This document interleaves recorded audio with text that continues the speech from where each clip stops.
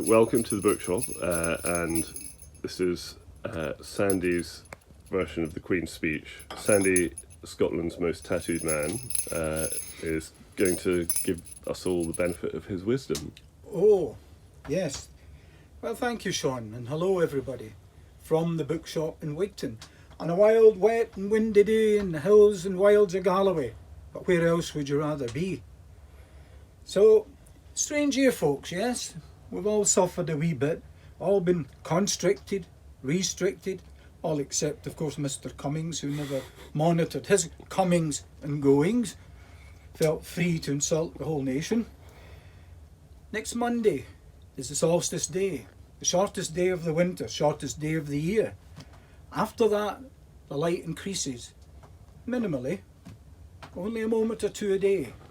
But we've come out of the darkness, and the darkness is always worst before the light, isn't it? And steel is strong because it's known hammers and white heat. And I feel as a nation we've been somewhat tempered by our experiences of the last year. But we move onwards and we move upwards.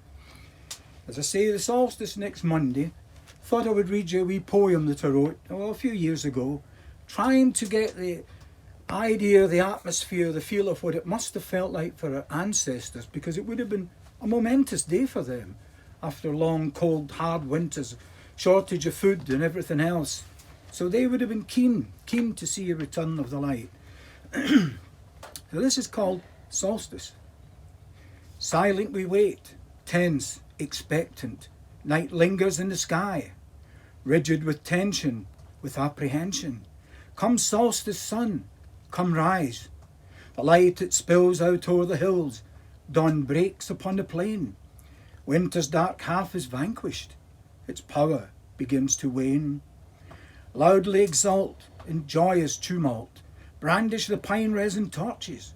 Those who desire leap o'er the fire, heedless of flame that scorches. Midwinter's nigh, sun gains strength in the sky, just as the shaman construed. Anoint the stones and the ancestors' bones, the covenants renewed. Partake of the feast, salute the east, raise a horn brimful of mead. Our gods are nigh, we sense them nearby, as we reaffirm our creed. Welcome, bright sun, thus was it done, since man first walked to earth, the pagan way, the solstice day, the glorious sun's rebirth. And as I say, that's what it would have been like for folk. And from Wigton, we're hoping that next year's good to one and all, that the disease is, well, if not eliminated, certainly curtailed. And a strange year, but we've got through it, most of us. And for those that didn't, then sympathies. And to all who are mourning, I hope that the great gods give you solace and succour in your time of need. But let's move forward, and let's move forward with anticipation and with hope in our hearts. To all of you, all the best for next year. Happy solstice. Thank you, Sandy.